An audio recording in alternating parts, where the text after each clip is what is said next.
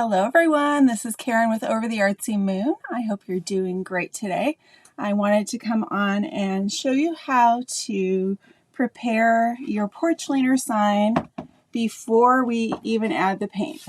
Now this is something I'm going to be doing on Saturday at the Creatives Coast to Coast event. It starts at 8 a.m. and goes till 4 p.m. So a different presenter, all for free. And it'll be a really good day with lots of different things going on.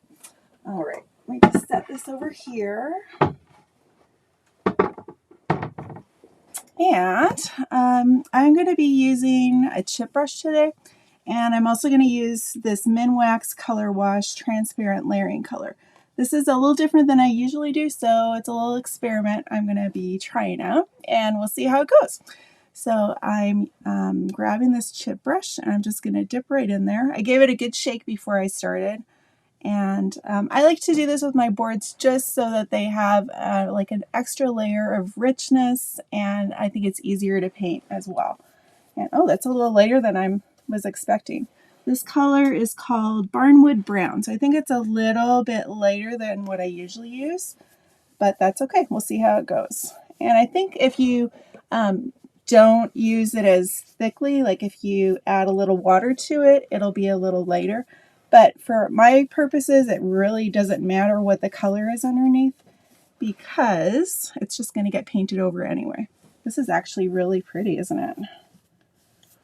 So I hope everyone is planning on looking at those supply lists if you can.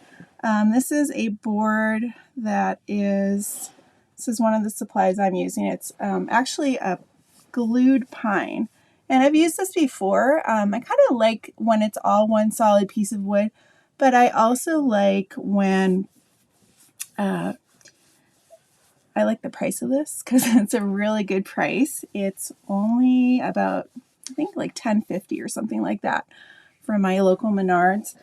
And it is glued together, so there's several pieces, but you really can't tell unless after you stain it. You can kind of tell there, and you see how the wood grain is coming up a little differently.